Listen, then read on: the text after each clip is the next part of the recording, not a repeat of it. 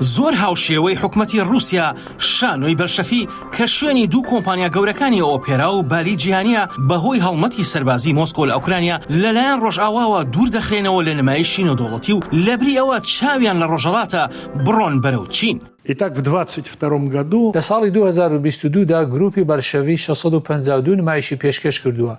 زیاتر لە 9 میلیۆن بینەر ئامادە بوون. شانۆکە بڕەپارەیەکی زۆر بەرچاوی بەدەستێنا. منی شانازی پێوە دەکەم. ئەمەش بەو مانایەیە کە حەز و ئارەزووی شانۆ لاواز نابێت. داهاتی زیاتر لە 2 میلیارد و 700 میلیۆن ڕوبڵی ڕووسی کە دەکاتە 33 میلیۆن دۆلاری ئەمریکی بەدەستێناوە. ئەوان دڵتەنگن بە لەدەستدانی ئەو هاوکاریە داهێنەرانەی کە بەردەوام بوو لەگەڵ کۆمپانیەکانی شان و هونەرمەندانی ڕۆژئاواییدا. Вижу ли я такие примеры, безусловно. ئایا من نمونەی لەو شێوەیە دەبینم؟ بێگومان. من دەیانبینم بە پەشیمانیەوە. و پێش هەموو شتێک باسی ئەو نمونانە دەکەم کە پەیوەندیان بە بەلشەڤیەوە هەیە. پێشتر هاوکارێکی زۆرمان هەبوو کە هاوکاری یەکبوون و دڵخۆش بوون بۆ کارە. پێم وایە بەڕاستی بەهۆی ئەم هاوکاریە ئەنجامێکی زۆر باشی داهێنەرانەمان بەدەستێنا. بڕیارە بالی بەلشەفی لە مانگی حەودا بچێتە چین و ئەوان هەر لە ئێستاوە بیر لەوە دەکەنەوە خۆیان ئامادە دەکەن بۆ ئەو گەشتە. Нам жаль, что мы не можем гастролировать. بەداخەوە بۆ ئێمە کە ناتوانین گەشتێک بۆ وڵاتانە بکەین کە ئێستا ناتوانین نمایشی تێدا بکەین.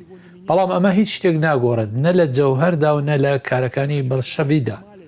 دەمەوێت تێبگەین کە ئەوە خەیاڵ بووە کە شانۆکانی رووسیا لە کاتی نمایشکردن لە ڕۆژاوا بڕەپارەیەکی زۆریان دەستکەوتووە. گەشتە نێودەوڵەتیەکان هەرگیز ئامرازێک نەبوون بۆ بەدەستێنانی پارە. هاوکات ئیتاڵیەکانیش دەچن بۆ رووسیا بۆ نمایشکردنی ئۆپێرایەکی ئیتاڵی هەرچەند بەهۆی شەڕەکە و نیگەرانیەکان لە ئاستێکی باشدانین و کاریگەریشی خسۆتە سەر کارە هونەرەکان لەو وڵاتەدا.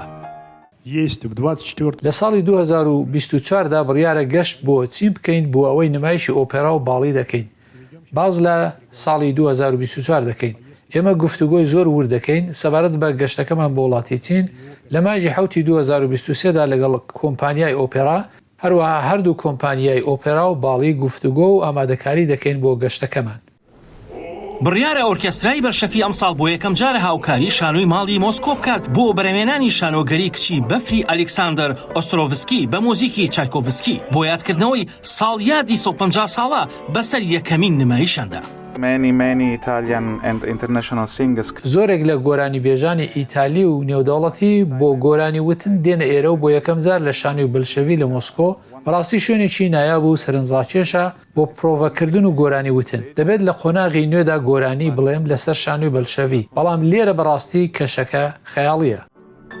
ئەم نمایشە بالەیە لە مانگی 11دا دەچێتە شاری مینسکی پایتەختی بیلاڕووسیا و لە مانگ 1دا دەچێت بۆ عمان. ئاسۆ جەبار دەنگی ئەمریکا.